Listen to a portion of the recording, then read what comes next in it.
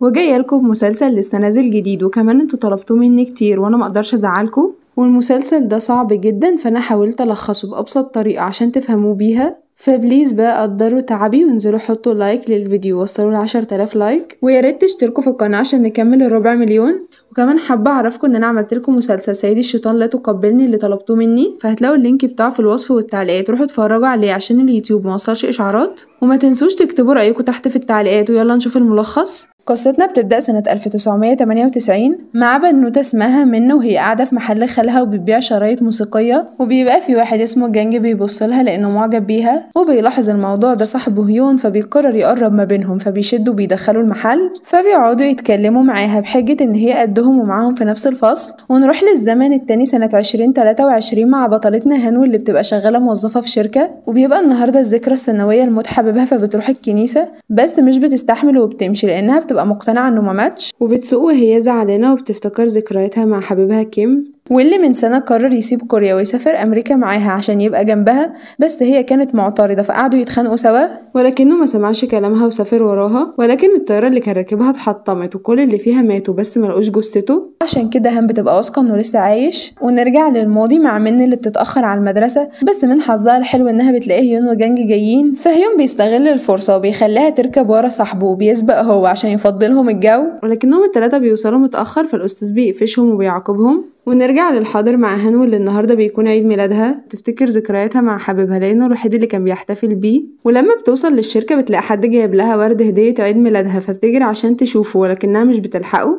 ولما كانت مروحة بتعدي على المحل اللي حبيبها كان شغال فيه، فواحد من صحابه بيديها صندوق هو كان سايبه، فبتفتحه وبتلاقي صورة البنت، وبتفتكر ان هي كانت دايما بتسأل كيم على البنت دي ولكنه مش بيقولها حاجة، فبتاخد الصندوق وبتقعد في محله وبتبعت رسائل لكيم وبتحكي له على اللي بيحصل معاها. وفجأة بتلاقي حد بعت لها صورة لمين وهيون وجانج، فبتستغرب لان هيون شبه حبيبها كيم بالظبط، فبتفكر ان ده حبيبها ودول صحابه، فبتتواصل مع اللي بعت لها الصورة وبتقوله انها عايزة تشوفه، بس بيظهر شخص غريب ومش بيرد عليها. فتاني يوم بتخلي صحابها يساعدوها ويدوروا معاها ولكنهم مش بيوصلوا لحاجة. ونرجع للماضي مع منه اللي بتصحى من النوم عشان تروح المدرسة، وبتروح تصحى خالص صغير واللي بيبرد عليها ومش بيرضى يقوم، فبتروح تجهز له الفطار لان هو ننوس عين ماما بينما هي غلبانة واللي بتخدمه. المهم ان بعد شوية الباشا بيقوم وبيقولها متأخر على المدرسة عشان هي ما صحتهوش، فبتسكت يا عيني ومش بتقوله حاجة. وفي المدرسة بتقابل جانج واللي بيتكلم معاها فبتتبسط، لا وكمان هو وهيون في حصة الرياضة بيشجعوها، ورائدة الفصل بتبقى واقفة فبتتضايق وده لأنها معجبة بهيون وبتفكره معجب بمن، وبيبقى في واحد من المتنمرين قاعد وبيتريق على من، بس رجالتنا بيعدوا الموضوع. بس أول ما المتنمر ده بيشتم جانج هيون مش بيستحمل وبيتخانق معاه وبيحذره إنه يغلط في صاحبه تاني وإلا هيولع فيه، وهيون بيبقى صاحب جدع فبيخلي جانج ومن يروحوا سوا عشان يقربوا من بعض أكتر، وفعلا خطته بتنجح فبيبدأوا يتكلموا سوا. فجانج بيحكي لها انه حاطط سماعه في ودنه عشان عنده ضعف في السمع، وانه لما كان صغير كل الاطفال كانوا بيتنمروا عليه ما عدا هيون اللي كان الوحيد اللي قرب منه، ومن ساعتها بقى هما الاتنين اصدقاء. فبيستغل الفرصه وبيعرض عليها تبقى صديقتهم التالتة، فبتوافق وبيروحوا سوا، وبالليل بتبقى مبسوطه وده لان 2 من اجمل طلاب المدرسه هيبقوا صحابها، بس بيقطع تفكيرها ابوها وامها المطلقين واللي بيتخانقوا تحت على مين فيهم اللي هياخد اخوها الصغير يعيش معاه. فمن بتنزل تزعق لهم لان كل اهتمامهم باخوها الصغير ومحدش معبرها، فبتسيب البيت وبتطلع تعيط، وبالصدفه بيشوفها هيون فبيقعد معاها وبيواسيها، فبتحكي له وبتقوله ان اهلها مش معبرينها وكل اهتمامهم باخوها، حتى في عيد ميلادها محدش بيبقى مهتم بيها. وبعد اللي حصل بتبدأ تهتم بهيون فبتجيب له اغنية حلوة، ولما بتروح تديها له بتلاقي البنات بيعكسوه فبتتضايق وبتمشي ومش بترضى تتكلم معاه ولا هو ولا جانج. ونرجع للحاضر مع هانو اللي بتلاقي حد بعت لها صندوق فبتاخده، وبالليل بتروح مع صاحبتها لمحل قهوة لانها بتعرف ان الصورة اللي بعتت لها اتصورت قدام المحل ده، وان المحل ده زمان كان بتاع شرايط موسيقيه بس دلوقتي بقى قهوه. فبيروحوا لصاحب المحل وبيسالوه عن البنت اللي في الصوره، فبيقول لهم انها من بنت اخته اللي ماتت سنه 1998، وان اللي في الصوره دول زمايلها وهو ما يعرفش عنهم حاجه. ونرجع للماضي مع منه واللي بتتفاجئ ان هيون وجانج بيحتفلوا بعيد ميلادها، لا وكمان جانج بيديها جهاز لتشغيل الاغاني فبتتبسط. فهيون بيحاول يقربهم اكتر فبيقول لها ان جانج هو اللي جاب التورته مجهز كل حاجه، بس هي مش بتركز في الكلام وبتقعد تسبله لحد اما جانج جانج بيلاحظ ان في ما بينهم حاجة فبيستأذن وبيمشي، فهيون بيوصلها بيتها فبتستغل الفرصة وبتديله الأغنية اللي هي جايبها له، لا وكمان بتعترف له بحبها، فبيقول لها انه مستحيل يحبها لانها مجرد صديقته مش اكتر، وبينصحها تهتم بجانج لانه بيحبها فعلا. فبتدخل البيت وهي منهارة وبتتضايق اكتر لما بتلاقي البيت متكركب، لا وامها واخوها مش هنا فبتفكرهم هربوا وسابوها. ونرجع للوقت الحاضر مع هانو اللي بتفتح الصندوق اللي جالها وبتلاقي فيه مشغل الاغاني اللي كان مع منة، لا وكمان الاغنيه اللي هي اديتها لهيون. مهم انها بتشغل الاغنيه وبتبدا تسمعها، وفي نفس الوقت في الماضي منة بتجري عشان تدور على امها واخوها، ولكن بتعمل حادثه وعربيه بتخبطها. وفي الحاضر الاتوبيس اللي هان راكباه بيعدي على النفق اللي منة عملت عنده حادثه في الماضي، وبيحصل حاجه غريبه وانتقال عبر الزمن، وده لان لما منة بتفوق بعد الحادثه في المستشفى روح هان بتبقى جواها، وعشان كده لما بتشوف هيون بتفكره حبيبها فبتحضنه وبتبقى ماسكاه ومش عايزه تسيبه. فهيون بيفكر ان كل ده من اثر الحادثه، بس لما بيلاقي جانج داخل بيبعدها عنه. المهم انهم بيتعاملوا معاها على اساس ان هي من، وفجاه بيحصل لها حاجه غريبه وبتفتكر كل ذكريات من، وده لان روح من الحقيقيه محبوسه جوه دماغها، اما روح هان فهي اللي مسيطره على جسمها. ولما بيقولوا لها انهم سنه 1998 بتدرك انها رجعت بالزمن، فبيسالوها عن سبب الحادثه، فبتقول لهم ان هي كانت بتدور على امها واخوها وفجاه عربيه خبطتها، وبتعرف منهم ان امها موجوده دلوقتي في البيت وبتعمل الغدا لاخوها، فبتتعصب وبتقول لهم ازاي يجي لها قلب تسيب بنتها مرميه في المستشفى وتروح، فبتهجم على البيت وبتزعق لامها واخوها على اللي عملوه وبتفضحهم. وطبعا كلهم بيبقوا خايفين ومستغربين شخصيتها الجديده الجامده دي، حتى اخوها بيترعب منها لانها لاول مره بتضربه وبتزعق له وبتتعب من كتر الزعيق، فبيودوها على المستشفى. فالدكتور بيطمنهم انها كويسه وان اللي بيحصل ده صدمه من اثر الحادثه، والرجاله بعد ما بيطمنوا عليها بيمشوا. بس في السكه جانج بيعرف هيون ان هو سمع منه لما كانت بتعترف له بحبها، وجانج بيحمله سبب اللي حصل لانه لو ما كانش رفضها وجرحها ما كانش هيحصل لها كده، وبيسيبه وبيمشي. وتاني يوم بترجع البيت وبتعرف اخوها انها ما بقتش طيبه وحنينه زي زمان، وانه لو عمل لها حاجه او ضايقها هتولع فيه. وبعد كده بتطلع الاوضه وبتلاقي دفتر مذكرات من الاصليه فبتقراه، وبتعرف قد ايه ان هي كانت وحيده كئيبه ومحدش بيعبرها، بس اللي كان مصبرها على العيشه انها بتحب هيون ومعجبه بيه. وبعد كده بتنزل تقابل البوليس فبتحكي لهم انها عملت حادثه بالعربيه ومش فاكره اكتر من كده، فبيعرفوها ان في حد سحبها لمكان تاني وضربها على راسها، فبتقول لهم ان هي مش فاكره الشخص ده ولما تفتكر هتكلمهم. وبالليل بتلاقي هيون بينادي عليها، ولما بتعرف ان هو جايب لها اكل بتنزل تقابله وبتقعد تاكل، وهيون بيبقى حاسس بالذنب فبيعتذر لها لانه رفضها، فبتقول له لا عادي انت كده كده مش فارق معايا، وطمنك ان احنا هنرجع اصدقاء تاني طالما انت صالحتني وجبت لي فراخ. فبيستغرب تحولها المفاجئ وبيسالها عن كيم اللي كل شويه تقول اسمه قدامه، فبتكذب وبتقوله انها بعد الحادثه دخلت في حلم غريب، وانها جوه الحلم كان اسمها هان وبتحب واحد اسمه كيم، وعشان كده لما شافته افتكرت حبيبها وبتقوله انها بتحب كيم مش بتحبه هو، فمش بيصدقها وبيقول لها انت كدابه واكيد الفتي القصه دي عشان تتهربي مني لانك لسه معجبه بيا، فبتهزقه وبتروح. وتاني يوم بتأدي واجباتها المعتاده وهي انها تصحي اخوها البارد اللي مش بيرضى يقوم، فبتقرر تعاقبه ومش بتعمل له اكل وبتقعد هي تفطر. وبعد شويه اخوها بيصحى وكالعاده بيزعق لها لانها ما صحتهوش، فبتزعله وبتقول له لا ده انت بعد كده تصحي نفسك والا هقوم اضربك، وكمان اعمل حسابك ان انت هتعمل الفطار لاني مش هعمل لك حاجه. وبيبقى مرعوب منها، لا وكمان هي بعد ما بتخلص اكل بتأمره يغسل المواعين. فنانو ساعين ماما بيروح يشتكي لماما واللي بتزعق له، والاول مره بتقول له اسمع كلام اختك. ومن مش بتروح المدرسة فرجالتنا الجدعان بعد ما بيتصالحوا بيروحوا لها، فبياخدوها على المكان اللي لقوها واقعة فيه عشان تفتكر ايه اللي حصل ومن الشخص اللي ضربها، بس هي مش بتفتكر حاجة. وهيون الجدع بيخلي جانج هو اللي يروحها، فبيستغل الفرصة اخيرا بيستجمع شجاعته وبيعترف لها بحبه، وبيطلب منها ما تردش عليه دلوقتي وتاخد وقت في التفكير وهو هيستناها. فبتدخل البيت وبتكتب كل اللي بيحصل معاها في مذكرات من، وتاني يوم بتروح تشتغل في محل خالها كالعادة، بس رجالتنا الحلوين بيبقوا معاها عشان يسلوها، وبيقعدوا يتخانقوا هما التلاتة لحد ما خالها بيجي يزعق لهم، وبيقرر يصورهم سوا وفعلا بيتصوروا، وبتبقى دي نفس الصورة اللي اتبعتت لهان في الأول خالص، وبيبقى فيه 3 نسخ من الصورة، فمن بتاخد واحدة وبتدي لهيون واحدة. وفي اليوم اللي بعده بتبقى نايمة في المحل لحد ما خالها بيجي يزعق لها وبيصحيها، وفجأة البوليس بيجي يعرفها انهم لقوا سماعة في مسرح الجريمة، فبتستغرب لانها بتبقى عارفة ان دي سماعة جانج، وبتفتكر فعلا ان في حد هاجمها بس ما بتكونش فاكرة وشه. وفي اللحظة دي هان اللي في الحضر بتصحى على صوت السواق واللي بيطلب منها تنزل، فبتفكر ان كل ده حلم وبتروح البيت. وفي السكة بيظهر شخص غريب بيعرج وبيبقى شبه البطل بالظبط، ولما بتوصل بتلاقي كل الرسائل اللي بعتتها لكيم اتقرت، فبتتصل عليه، والمفاجأة ان المكالمة بتفتح بس محدش بيرد عليها. والتليفون ده بيبقى مع الشخص الغريب اللي شبه البطل واللي بيقفل السكة. وفجأة خالمن بيظهر، فالشخص ده بيقوله ان هو كان ماشي ورا هان النهاردة وبيراقبها، وكمان هي اتصلت بيه بس هو مش هيرد عليها عشان خطتهم ما تبوظش. ومش بنعرف ايه بقى الخطة لان ده اللي هيبان قدام. وتاني يوم هان بتروح لهاكر زميلها وبتطلب منه يعرف لها مكان التليفون، فبيرفض وبيقول لها مستحيل اخترق خصوصية حد ولا اتخلى عن مبادئي. بس اول ما بيعرف انها هتحجز له في اوتيل 5 نجوم ليه هو وصاحبته بيوافق وبيقول لها تولع الخصوصية والمبادئ، وبيعرف مكان التليفون واللي بيبقى موجود في محل القهوة اللي هان راحته قبل كده. فبتروح المحل وبتسأل واحد من العمال إذا كان يعرف واحد اسمه هيون، فبيقول لها لأ. فبتقعد تستنى ملك المحل واللي هو خال منه ولكنه مش بيجي، فبتسيب الكارت بتاعها مع واحد من الموظفين وبتقوله لما يبقى يجي خليه يكلمني. وبعد لما بتمشي بيظهر الشخص الغريب وبيبقى هو اللي متفق مع الموظف ما يقولهاش حاجة عن هيون. وتاني يوم خال منه بيكلمها فبتروح تقابله،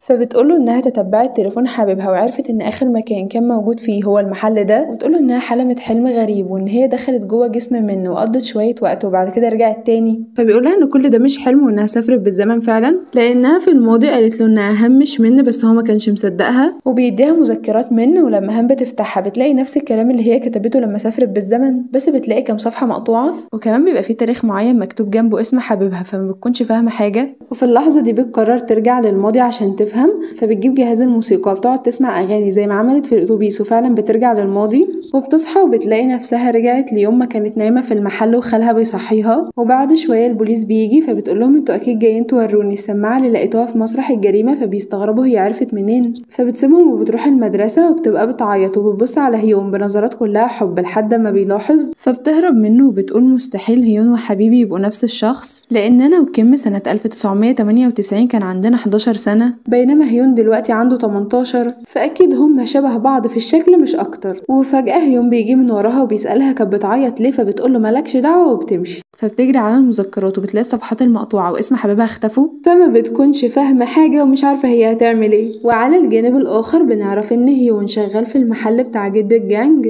وهيون بيقوله ان من جات له المدرسة النهاردة وكانت بتعيط، فجانج بيعرفه انه هيروح يزورها النهاردة وبيطلب منه ما يجيش معاه لانه عايز يبقى الشخص الوحيد اللي جنبها ويساعدها في ظروفها الصعبة. فبيروح لها بعد ما بتخلص شغله وبيوصلها، وطول السكة بيسألها اذا كان في حاجة ضايقتها النهاردة فبتقوله مفيش حاجة. ولما من بتروح بتقول كفاية عليا كده انا لازم ارجع هان تاني، فبتقعد تسمع اغاني زي ما بتعمل بس مش بترجع. وامها بتيجي تزعلها عشان ما بتروحش المدرسة، فهان بتتعصب عليها وبتكرشها بره الأوضة. وفي الوقت ده العلاقة ما بين رجالتنا بتبدأ تتوتر، وده لأن هيون بيبدأ يحس بمشاعر ناحية من، وللأسف جانج بيلاحظ الموضوع ده فبيتعصبوا وبيتخانقوا سوا. وهيون بيتعصب وبيقوله أنا أكتر حاجة بكرهها إن صاحبي يبيعني عشان خاطر بنت وبيسيبه وبيمشي. وبيروح هو يقابل البنت وبياخدها المكان رومانسي عشان هيقولها حاجة مهمة، فبيستجمع شجاعته وبيقولها ان بعد ما شخصيتها اتغيرت هو اعجب بيها وبدأ يحبها، وهي في الواقع بتبقى نايمة وما سمعتش ولا كلمة من اللي قالها. فبيقعد يسبل لها لحد ما بينام، وبعد شوية هي بتصحى وبتقعد تسبل له. أول ما بتحط ايديها على وشه بيصحى، فبيكسفوا هما الاتنين وبيقوموا. فبيسألها إذا كانت سمعت حاجة من الكلام اللي قاله، فبتقوله لأ، فبيطمن وبيمشي. وبينما دول بيقضوا لحظات رومانسية جانج بيبقى عند البوليس لأنهم لقوا سماعته في مسرح الجريمة، والظباط بيعرفوا إن هما لقوا كاميرات بتثبت وجوده قرب بيت من يوم الحادثة. وجانج بيتحرج يقول للظابط ان هو كان هناك عشان يسمع اعتراف من لهيون، وبسبب كل الادله الظابط بيتهمه ان هو اللي اتهجم على من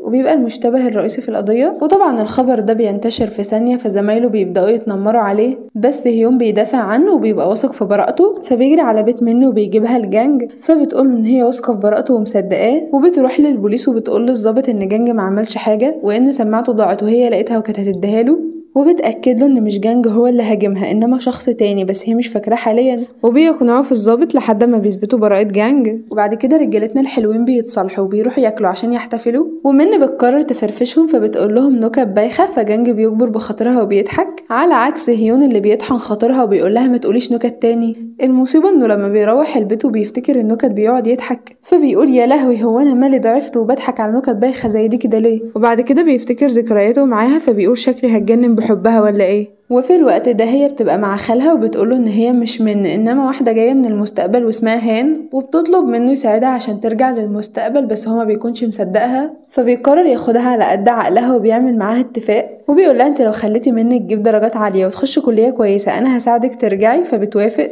وتاني يوم بتقعد تذاكر وتضح زي الصاروخ لحد ما بيجي 2 من زمايلها وبيطلبوا منها تشارك معاهم في فريق السلة عشان يكملوا العدد ومش شرط تلعب، وبيبقوا متوقعين انها ترفض لان من الأصلية مش بتشارك في أنشطة ولا بتعمل حاجة، وبيتصدموا لما دي بتقولهم انا موافقة. وفي الوقت نفسه رجالتنا بيبقى عندهم ماتش كورة، وبتظهر رائدة الفصل واللي بتبقى معجبة بهيون، وبعد الماتش بتتكلم معاه بس هو بيتجاهلها وبيجري مع باقي رجالة المدرسة على ملعب السلة، وده لأن من مولعة الدنيا هناك وبتلعب باحترافية عالية، ومبيكونش مصدقة هو وجانج لحد ما بيشوفوها فعلا، وبيتضايق هيون لما بيلاقي الشباب بيشجعوها فبيروح يقف قدامهم وبيغيظهم وبيشجع بصوت أعلى منهم. وفي النهاية بنتنا الجامدة من بتقدر إنها تكسب والكل بينبهر بيها، وبعد الماتش هيون وجانج بيقولولها انت مش من الحقيقية، فبتقوله انها افتكرت ان الشخص اللي هاجمها كان معاهم في نفس المدرسة، بس هي مش فاكرة وشه وقررت تغير شخصيتها عشان تستفزه ويظهر ويقدروا يقبضوا عليه، وبيبقوا خايفين عليها فبينصحوها توقف اللي بتعمله عشان ما تعرضش حياتها للخطر. وبعد اللي حصل من بتتشهر جامد فبيطبعوا صورها والشباب بيبقوا معجبين بيها لدرجة ان في واحد بيسلم عليها وبيديها عصير، لا وكمان بيتفق معاها انه هيجيب لها واحد تاني بعد كده، وهيوم بيبقى واقف وشايف اللي حصل فبيتغاظ فبياخد منها العصير وبيشربه هو، فبيأمرها تبعد عن كل شباب المدرسة بحجة ان واحد فيهم ممكن يبقى الجاني الحقيقي، وبيبقى هو بيعمل كل ده اساسا عشان غيران عليها، فبتطمنه وبتقوله ان الشاب ده مش نوعها المفضل، فبيقول لها اكيد طبعا واحد زينا هيبقى نوعك المفضل، فبتهزقه وبتمشي. ولما هيوم بيرجع لمحل الجدة بيقابل بنوتة صغيرة عسولة فبيديها اكل وبيلعب معاها، وتاني يوم النتيجة بتطلع والفضايح بتبقى للركب، وبتكتشف من ان هي طلعت المركز 131 على المدرسة لانها فاشلة وضعيفة في الرياضيات، بينما جانج الدحيح طلع المركز الاول، وهيون ابننا الصيع الفاشل طلع المركز الخامس. فبتستغرب وبتقول معقولة بقى انا مصاحبة دحيحة الدفعة ويفلتوا من ايديا، دول لازم يذاكرولي. فبتروح لجانج وبتقوله بما انك طلعت دحيح ايه رايك تذاكر لي رياضيات، فبيوافق، وهيون بيبقى واقف غيران عليها فبيقول لها ما ذاكر لك انا، فبتقول له ماله انت تذاكر لي انجليزي وابقى استفدت منكم انتوا الاتنين. ولما هيون كان مروح بيلاقي ولد بيغلس على البنوته اللي هو شافها عند المحل قبل كده، فبيزعق للولد وبيمشيه وبيقعد يلعب مع البنت دي، فالبنوته بتشكره وبتقول له ان اسمها هان وبتطلب منه يفتكرها، والمفاجاه ان دي بتبقى بطلتنا هان لما كانت صغيره وعندها 11 سنه. وعلى الجانب الاخر منة بتزعق لابنها الفاشل لانه جايب درجات معفنه، واول ما منة بتدخل بتقول لها هاتي بقى ووريني بنتي الفاشله عملت ايه في النتيجه، وامها بتتصدم لما بتشوفها وبتعرف انها المركز 131، وبتبقى من متوقعة امها تقوم بالشبشب تضربها، بس بتتفاجئ لما بتلاقيها بتحضنها وبتقول لها انت بنت الشاطرة اللي ما خلفتش غيرك. وفي اللحظة دي بنعرف ان من الحقيقية كانت فاشلة وبتطلع المركز 231، وعشان كده امها بتبقى فرحانة بالتغير اللي حصل فبتديها فلوس، مش بتعبر ابنها الفاشل وبتهزقه، فمن بتفرح وبتطلع تقف في الشباك، والمصيبة ان بيبقى في طالب معاهم في المدرسة واقف بيراقبها. وتاني يوم بتبقى متأخرة على المدرسة ومن حظها انها بتلاقي هيون فبتبلطج عليه وبتركب وراه، لا وكمان بتمسك في بطنه عشان ما تقعش وهو بيبقى فرحان. وفي المدرسة هيون بيطلب من جانج يلعب معاه فبيرفض عشان هيشرح لمن، فبيغير وبيقرر يلزق فيهم ويروح معاهم، وفي السكة بيخبط في واحد راسم رسمة فراشة فبيقوله ان رسمته حلوة، والمشكلة ان ده بيبقى نفس الشخص اللي كان بيراقب من امبارح، لا وكمان بيبقى معاه صور ليها. وهيون بيروح وبيقعد معاهم، ولما بيطمن انهم بيذاكروا ومش بيعملوا حاجة تانية بيمشي. وبعد شوية جانج بيشوف قطة كيوت فبيفتكر ان منة كانت بتحب القطط وبتهتم بيهم، فبيناديها عشان تشوف القطة دي، فبتقوله انها مش هينفع تقرب منها لانها بتخاف من القطط، فبيستغرب. ولما كانوا مروحين سوا بيبدأ يحس انها اتغيرت، فبتلاحظ الموضوع فبتقوله انها اتغيرت بسبب الحادثه وقريب قوي هترجع لطبيعتها، فبيعدي الموضوع وبيكملوا مشي، وبيبقى الطالب ده بيراقبهم. وتاني يوم هيوم بيروح المدرسه بدري وبيتفاجئ لما بيلاقي مين جايه، لا وكمان قاعده بتذاكر، ولما بيقف معاها مساله بيشرحها لها وبيقعدوا يسبلوا لحد ما بيتكسفوا وبيبعدوا عن بعض. وبعد الحصه هيوم بيجيله رساله من منه وبتطلب تقابله، فبيعرف جانج واللي بيقول له عادي يا صاحبي انا واثق فيك ممكن تروح تشوفها هي عايزه ايه. وهيوم بيتبسط وبيبدا يجهز نفسه لانه بيفكرها هتعترف له بحبها تاني. وفي اللحظه دي جانج اللي واثق فيه بيراقبه عشان يعرف هما هيقولوا ايه، والمفاجاه ان منة بتجيله من وراه وبتقوله انها ما بعتتش لهيون رسايل، وفي الحقيقه رائده الفصل هي اللي بتبقى عملت كده وبتعترف لهيون انها معجبه بيه وعايزه توعده، فبيرفض. وبيبقى منة وجانج شايفين اللي بيحصل، ولما الرائده بتشوف منة بتتضايق.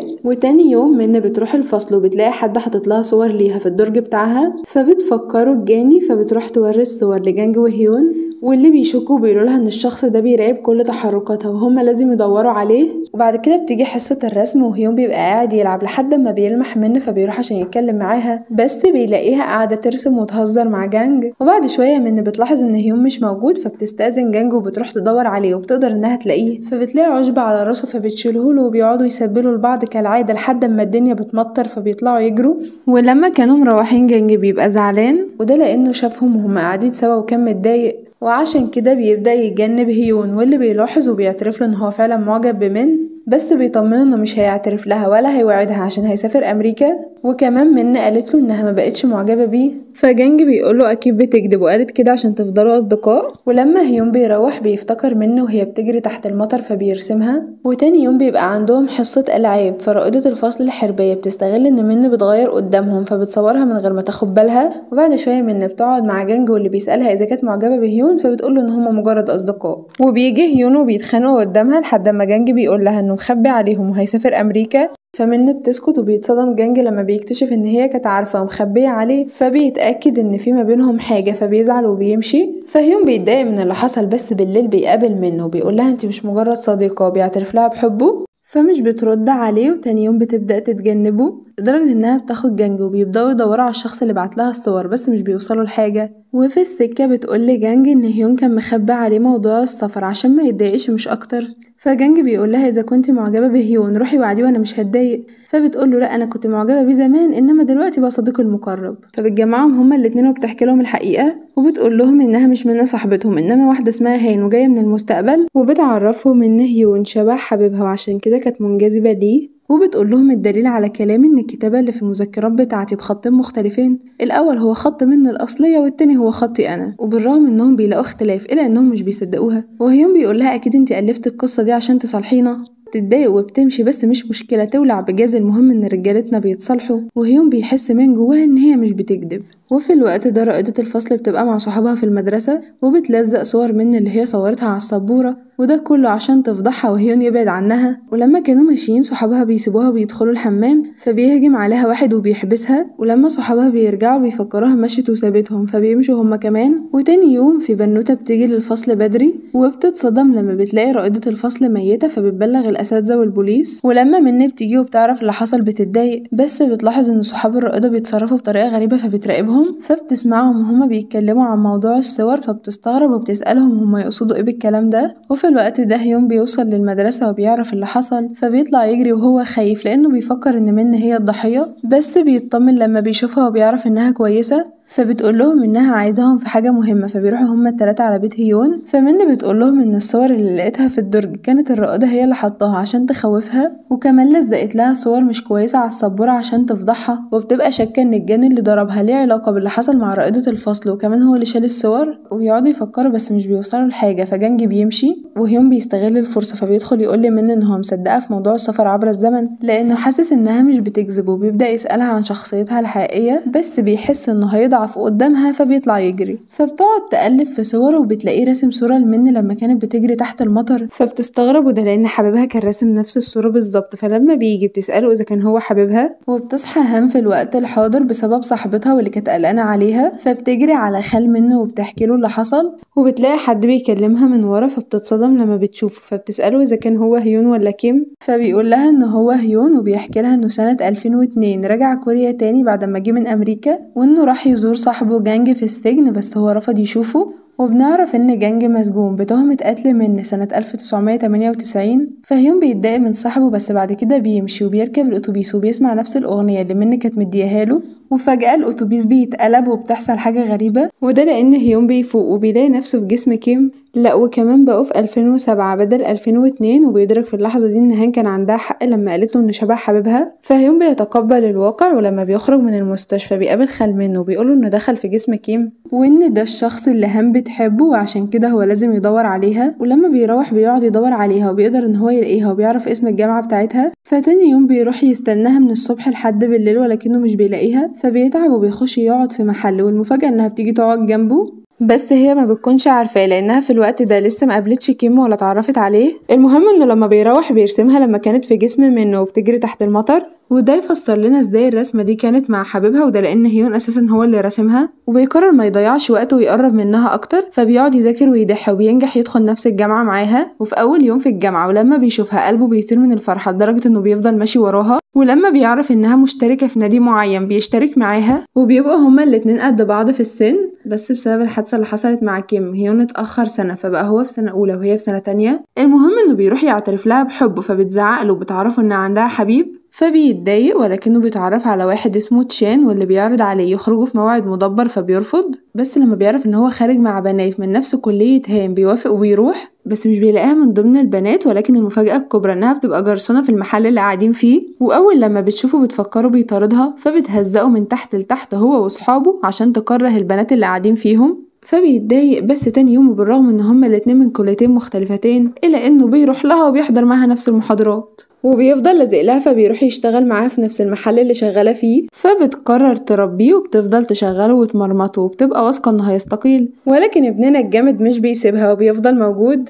وبتبدا هند تستلطفه لما بتشوفه في يوم بيساعد ست عجوزه وبيشيلها الحاجه، وكمان لما بيجي النادي بتاعهم بيقعد يعكسها وهي بتذاكر فبتضحك، وبيفضل لازق فيها لحد ما بيعرف ان النهارده عيد ميلادها. فبيعرض عليها انه هيشتغل كل شغلها في المحل وفي مقابل كده تخرج مع حبيبها ويقضوا وقت سوا، فبتوافق وبتشكره. ولكنه بيتصدم لما بيلاقيها بتشتغل في المحل بالليل، فبيعرف ان حبيبها ما احتفلش بعيد ميلادها عشان مشغول، فبيجري على محل الحلويات وبيجيب لها تورته. بس لما بيرجع مش بيلاقيها لانها راحت تقابل حبيبها اللي اتصل بيها، وبتكتشف ان حبيبها الوغد جايبها عشان يعرفها انه هيرجع لحبيبته السابقه ومش هيبقى معاها. فبتضربه بالقلم وبتمسح بكرامته البلاط وبتنفصل عنه. ولما بترجع المحل بتلاقيه جايب لها تورته، فبتتبسط وبتطفي الشمع وبتقعد تحتفل معاه. فبتقعد تحكي له عن حبيبها الوغد واللي عمله، وبتقول له ان هي اعجبت بيه بس لانه كان كيوت وبيساعد الاطفال، وده فكرها بشخص هي قابلته لما كان عندها 11 سنه، والشخص ده كان كيوت وبيلعب معاها وبيديها اكل. وفي اللحظة دي هيون بيفتكر انه قابلها لما كانت صغيرة وان دلوقتي قصدها عليه، فبيفرح. وفي اللحظة دي بتبدأ تهتم بيه وتركز معاه، ولكنها بتلاحظ ان كل بنات الجامعة بتعاكسه فبتغير. وكان هو كل ما يشوفها يقعد يسبل لها فتضعف قدامه، بس بترجع تقول لا انا لازم امسك نفسي واركز في دراستي ومستقبلي. ولكن بيجي عليها لحظة وبتضعف لأنه بيهتم بيها اهتمام مش موجود اليومين دول، وبيبدأ يحس إن في أمل في العلاقة دي، خصوصا لما بيلاقيها لابسة الحلقة اللي اداهولها هدية في عيد ميلادها. وفي مرة بتبقى تعبانة جامد وبتتفاجئ إنه جالها البيت، لا وكمان بياخدها المستشفى وبيفضل قاعد جنبها. فبتقوله لا ده انت راجل لقطة واللي زيك انقرضوا من زمان فمش لازم تضيع من بين ايديا. وبتقوله احنا هنبدأ معادتنا من النهاردة، فبيبسط وبيحضنها. وفي الكلية بيلاحظ ان عندها برد فبيديها الجاكيت بتاعه، بيروح يجيب لها مية وبيبقى عايز يقرب منها فبتمنعه وبتقوله انت كده هتتعدي مني، فبيقول لها عشان خاطرك اعمل اي حاجة وبيبوسها. ونرجع بقى للوقت الحاضر مع هان وهيون، واللي هتلاقوا كنتوا ناسيين ان هو في الاساس كان بيحكي لها ازاي قرب منها لما كان في جسم كيم. وهان لما بتعرف ان هي في الاساس حبت شخصية هيون مش كيم بتفرح وبتحضنه وبتاخده معاها البيت. وهيون بيقول لها ان طول الفترة اللي فاتت كان جنبها في جسم كيم، واللي لما مات في حادثة الطيارة روحه اتحررت منه ورجعت لجسمه الاصلي. يعني يا جماعة باختصار اللي قاعد قدامها ده بيبقى هيون الاصلي بشحمه ولحمه وروحه موجودة فيه. وبعد كده بيقول لها ان هو اللي بعت لها الورد هدية عيد ميلادها، وكمان هو اللي بعت لها جهاز الموسيقى والاغنية. واللي بعد كده بيحكي لها ان جنجا خرج من السجن سنة 2006، بس يعني ملحقش يتهنى وده لان جدته ماتت، فدخل في حالة اكتئاب وانهى حياته ومات. وهم بتبقى واثقة في براءة جنج، فبتبدأ تدور مع هيون على المجرم الحقيقي واللي كان السبب في اللي حصل مع مان. فهيون بيقابل استاذه في المدرسة واللي بيعرفوا ان كان في واحد زميلهم دخل مصحة للامراض العقلية بعد موت مان. ولما هيون بيشوف صورته بنكتشف انه الطالب اللي كان بيراقب منه زمان، وبيعرف ان الطالب ده كان عنده اخ صغير اسمه تشان، واللي لما كبر بقى صاحب هيون في الكلية وخرج معاه في موعد مدبر.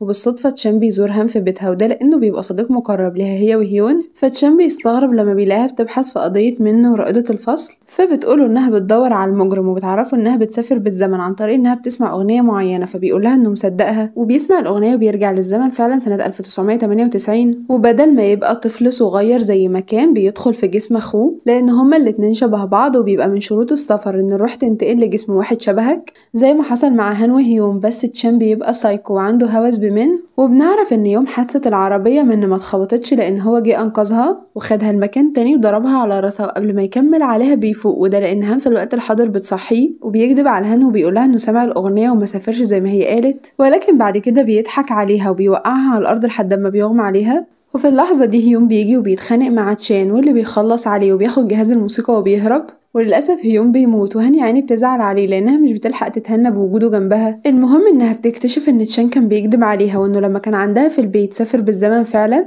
وتشان في الوقت ده بيبقى مستخبي وبيسمع الأغنية وبيرجع للماضي، وبنعرف إن هو اللي خلص على رائدة الفصل، وقبل ما يخلص على من البوليس بيجي يصحيه وبيقبض عليه، فبيتعصب وبيكسر جهاز الموسيقى جامد عشان محدش يرجع تاني. بس هان بتصلحه وبتقرر ترجع بالزمن عشان تنقذ منه وهيون وجانج، فبترجع فعلا، واول لما بتشوف هيون بتحضنه فبعد كده بياخدها وبيوصلها بيتها، وبتبقى تصرفات من غريبة لدرجة ان هيون بيلاحظ فبيسألها فبتطمنه انه مفيش حاجة وبتدخل. وفي اللحظة دي بنعرف ان هان فعلا رجعت للماضي، بس روح من الأصلية هي المتحكمة في جسمها دلوقتي وحابسة روح هان في دماغها ومش مخليها تتحكم في حاجة. يعني يا جماعة اللي قدامنا دي من الأصلية بروحها الأصلية، وهان تعتبر حاجة كده محشورة في دماغها، ومن بتدرك ان هيون حبها لما كانت هان جواها، فبتقرر تقلد شخصية هان عشان هيون يفضل يحبها، وبتبدأ تخرج معاه وتقرب منه، ولما بيديها هدية بتبوسه من خده وبتتكسف وبتدخل البيت، وهو كمان بيتكسف بس بيبقى مبسوط. وبعد كده من بتتواصل مع هان اللي جواها فبتشكرها لأن بسببها بقت شخصية محبوبة مش منطوية زي ما كانت زمان، فهان بتحذرها وبتقولها انها هتموت قريب بس من مش بتهتم بكلامها وبتقرر تركز على حياتها العاطفية، فبتاخد هيون وجانج وبيروحوا الملاهي وبيقعدوا يتصوروا، وبتبقى فرحانة ولكنها بتتبسط أكتر لما هيون بيعرفها انه بيفكر ما يسافرش عشان يقعد معاها هي وجانج. وبعد كده من بتاخد صورهم من الاستوديو وبتمضي باستلامها، وهيون بيبقى واقف جنبها وبيلاحظ ان خطها بقى مختلف، وكمان لما كانوا خارجين الدنيا بتمطر فبتجري تحت المطر بطريقة مختلفة مش زي المرة اللي فاتت، فبيحكي لجانج على اللي حصل وبيقوله ان شاكك ان اللي معاهم دي من الحقيقية وان روح هان مش موجودة جواها دلوقتي زي ما كانت قايلة لهم. فجانج بيقوله ان مفيش حاجة اسمها هان وان دي قصة من اللي مألفاها عشان تقرب منه مش اكتر. وفي الوقت ده من بتبقى سامعاهم وبتتصدم لما بتعرف انها اتكشفت، وبالليل هيون بيوجهها بالحقيقة وبيقول لها انها من الاصلية وده لان خطها هي وهان مختلف، فبتقوله ان مفيش حاجة اسمها هان وان دي قصة كانت مألفاها عشان تقرب منه، فبيتصدم وده لانه حبها هان فعلا وعمره ما حب منه ولا شخصيتها. فمن بتتصدم وبتدخل في حالة اكتئاب، واللي بيزود الموضوع اكتر ان زمايلها في المدرسه بيقولوا لها يا ريت تفضلي فرفوشه كده وما ترجعيش كئيبه تاني، فبتقول لهم ماشي وبتعدي الموضوع، وبعد كده بتطلع على السطح وبتبدا تحكي وبتقول انها زمان كانت منطويه ومحدش بيعبرها، ولكن لما روح هان جت جواها الوضع اختلف وده لان الناس كلها بقت تحبها، فهان بتحس انها عايزه تعمل حاجه غلط فبتهديها. فمن بتقول لها اطمني انا لازم نهايتي تكون مثيره عشان الصحافه تتكلم عني وتنشر صوري ومحدش ينساني ابدا. وبالصدفة جانج بيبقى واقف وبيقرا شفايفها فبيجري على هيون وبيحكي له اللي حصل، فبيقوله ان عنده حق وان اللي معاهم دي من الأصلية وكمان هان موجودة فعلا عشان هو قدر يقرا شفايف منه وهي بتتكلم معاها. وبعد اللي حصل الرجالة بيخافوا لحسن منها تعمل حاجة فبيجروا يدوروا عليها، وهي في الوقت ده بتبقى مع اخو تشان الكبير واللي اساسا روح تشان هي اللي مسيطرة عليه، وقبل ما يعمل لها حاجة بيصحى وده لان البوليس قبض عليه في الوقت ده. وبالرغم ان هان سافرت بعد تشان الا ان الاحداث اللي حصلت اثناء فترة سفرهم كانت ماشية سوا. المهم ان بعد ما تشان بيتقبض عليه روح اخوه الاصلية بترجع لجسمه وبيبقى يا عيني كيوت وطيب فمش بيقرب منه بيسيبها وبيجري. وفي اللحظة دي جانج بيجي وبيحاول يوقفها وبيقولها انه بيحبها بجد، فبتقوله لا انت بتشفق عليا عشان انا كئيبة زيك، وبتغفله وبتنط وبتنتقل للرفيق الاعلى. وفي اللحظة دي هان بترجع للحاضر والشريط بيتقطع، وللأسف ما بتكونش غيرت حاجة ولا حققت الهدف اللي راجع عشانه. نرجع لباقي القصة في الماضي مع جانج واللي بيبقى حاسس بالذنب لأنه مقدرش ينقذها، وعشان كده بيقول لهيون والبوليس إن هو جاني وبيتسجن. وفي الحاضر هان بتصلح الشريط وبتقرر إنها ترجع للمرة الأخيرة عشان تصلح الماضي،